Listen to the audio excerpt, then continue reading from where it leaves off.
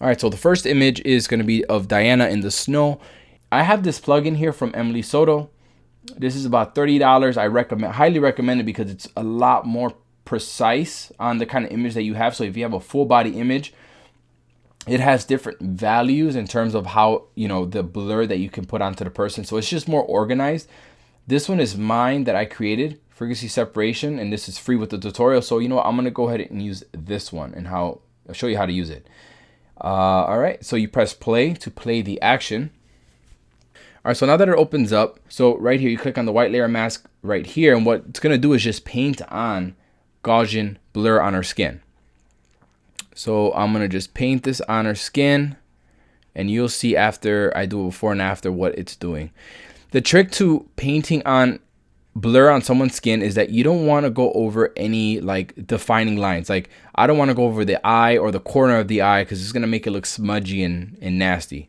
So you want to just pass this over on, just the skin, no lines. Avoid the nose lines, the lips. All right. So here's the before and after. So it's very, very subtle. You see, because it's very subtle, let's just say I wanted more blur. This is what you do. Right click here at the bottom, edit smart filter. And then this is when you can upgrade that blur. So let's just go crazy. Watch. You see that? Oh, wow. Okay. Yeah, you don't want to go there. So let's say I wanted to increase the blur. Let's go to 8.2. You know what? Let's go to 14.8. Let's see what that's like. You see there? See what that does? Let's go up to 20. Let's go to 28. Look at the difference. You see how that blurs out everything? And I'm gonna keep it at 28 because what you can do at the end is lower the opacity down, and that's what I normally do anyways, because I don't want a mannequin looking person, right? So let's just go to 28. All right. So now we already painted on the Gaussian blur, right? Let's go here. Why is it not giving me the brush? There it goes. All right, so now I have the brush. I painted it all on. Now you can see, here it goes. There's the blur, right? So now what I'm gonna do is merge down on that layer. So now you're gonna get rid of it. All you have is the high frequency and the low frequency. The low frequency is the color of the image. So the color of her skin is on the low frequency. The high frequency is the texture, like the little bumps on her skin, the pimples, but she doesn't have any here, but that kind of stuff is on high. So what I normally do on the high frequency, I'll zoom into the face, and then what I'll do is spot heal any imperfections. So this little pimple right here, what I'll just go bam, it's just erased, and I don't, yeah. She's got a little, a little some there, a little, I don't know what that was. Here we go. We can go here. There. And there you go. So that's, you can go ahead and get all the details out. You can even get the smiling lines, what we call them.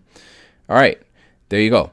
Now what we do next, what I like to do next after I get rid of the bumps and stuff on the face is, let me, right here, I go down to the low frequency. This is for the color, and this is one of my tricks. You go here to the mixer brush. This thing's a lifesaver. Go to the mixer brush, and then you want to make sure that the values are not too high. So keep the wet, load, mix, flow at the top. You want to keep it between 10 and 20. I keep it around, around here, around 10, 15. You want to keep it low as possible. And what you're going to do with this brush is sample. See, like the under part of the eye where the bags are, it's kind of dark, right? So what I'm going to do is sample a lighter part of the skin, which is right here. I'm going to hold down Option or Alt on PC, and you want to go ahead and click on that. So you're sampling this part of the skin. And what you're now going to do is, in a circular motion, kind of paint on under the eye. So what you're doing is basically just blending in a lighter portion of the skin. So it's going to even out the tones. and get rid of that darkness. That's one way to do it. Another way to do it is also to grab the patch tool and just go over the dark part under the eye and just drag it down to a lighter part. That's also another way of doing it. For this one, I'm going to just do the mixer brush. Sample right here. And then I'm going to just kind of go in a circular motion right here. And you're going to see a before and after, how that looks. Let's see. Okay, let me back up. Sometimes you got to back up on the image to really see what's going on. All right, so let's go. This is before and then after. Before, after. Okay. All right. So let me see. Let me take a look at the image and see what it needs.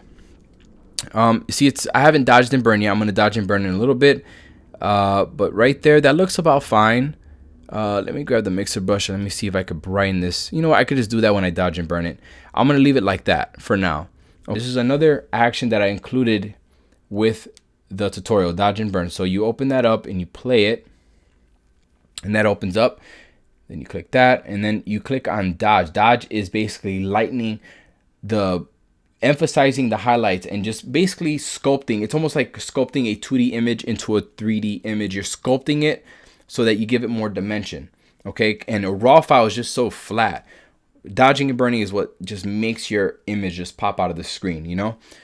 All right, so I'm gonna go ahead and start dodging. I'm gonna grab the dodge tool on dodge. Okay, make sure the value is really low. I usually like to work with 4. And what I'm gonna do is start dodging the lighter parts of the skin. So like right here on her cheekbone.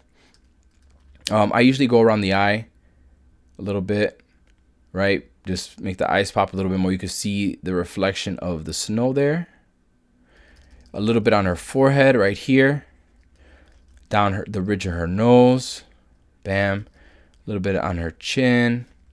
Her lip. A small brush on her lips to bring them out a little bit.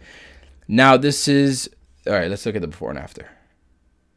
See, very small difference. So now this is the tricky part. I want to brighten up under her eye. Just a little bit. So I'm going to go ahead and try that. Under her eye. Just soft. That's why I like using a Wacom tablet, because it's pressure sensitive, and I could just, softly go under the eye and rub on that brightness. See? So it could brighten up under the eye. And we're looking good there. Let me back up a little bit more. Let me see. I think that looks pretty good. Okay, I'm going to zoom in again.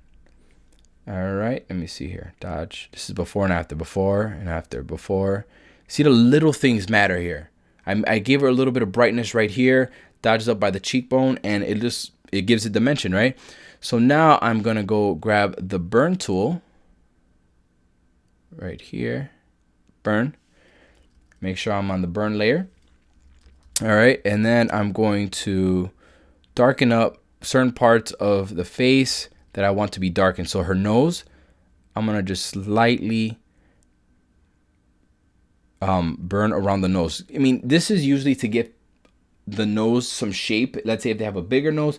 Diana doesn't really need it, but it's just something that, I want to teach you guys, because it's something, it's pretty useful. With dodging and burning, you can basically just sculpt someone's face. It just defines the facial features. So, all right, let me a little bit under here, because there's usually like a normal shadow under there.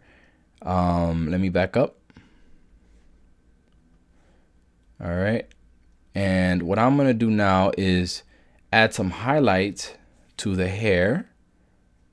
Go here. I'm gonna dodge some of the brighter parts of the hair, the lighter part right here. And then I'm gonna definitely highlight her furry scarf there.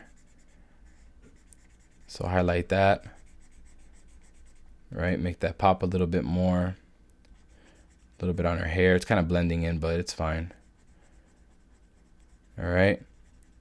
Make that nice and bright. And then I'm gonna, again, burn. Let me grab the burn tool here. Burn the darker part, so like, see the middle in there? just giving it dimension. So that was already dark. I'm gonna make it even darker. Right here by her, right there, right there. It's the little things, guys. I'm telling you. At the end, it actually makes a difference. Yeah, this is dark. Then I'm gonna grab the dodge tool again and make a couple of more adjustments here. Brighten up the snow on her body or on her jacket. And yeah, I think I'm liking how that looks. Let me back up now.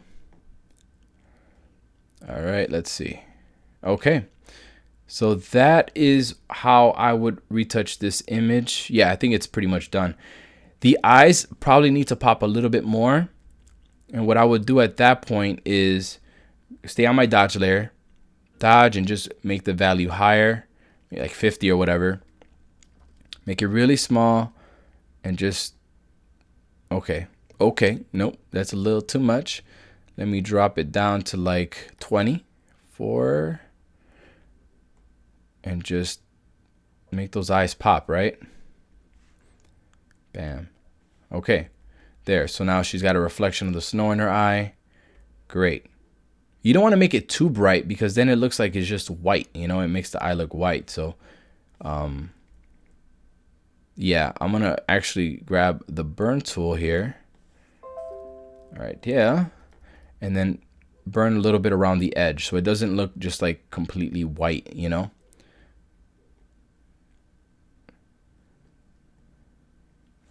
Let's see how that looks from far. All right. So this is the before and after. That's before frequency separation. That's after frequency separation. After the dodge and burn. All right, let's do this again. Before frequency separation, after, and then after dodge and burn. Bam. So I basically sculpted out my image. I smoothed out the skin. Got rid of the under eye bags, and then, or Diana hates when I say under eye bags. The circles under her eye. Bam. Bam. See how the nose is sculpted with dodge and burn? That's why it's so important. It seems like such a minor thing to do, but look at how much dimension it gave the image. It just comes to life. See that? Bam. All right. So now what I'm gonna do is flatten the image. I mean, you could always just, you know, undo. So I flatten the image out. I go to File, and then hit Save. When you hit Save, it goes back to Lightroom.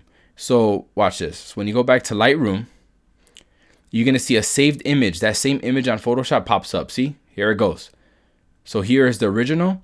And now I have the Photoshop version here. So now I'm ready for color. Okay? And this is the part that can take a lot of time. Coloring an image, playing with different tones and things like that. What I love to do is just play with my presets. I'm giving you guys a set of presets, but I also have a version 1 that I'm going to be using here, as well as a free one that I have on my website. It's called the Snow preset, Snow Portrait. It's cool tone. So I've made it specifically for snowy kind of images, and you can already see it, how it's beautiful. So here's before the preset, and I'm going to click it, and here's after. So I'm going to show you a quick before and after.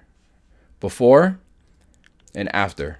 Before and after. Beautiful. So what I normally do anyways, let's say that Snow Portrait preset wasn't there, what I would do is just kind of scroll through my presets and see what works, and do I want to warm it up? Do I want to cool it down? This would work too if I could just turn down the highlights a little bit, but Snow Portrait preset, cool tones, works. Bam. Now I'm done with this image, and I'm good to move on to the next one. So how fast was that? That was pretty fast. That didn't take too long, and I was taking my time for you guys.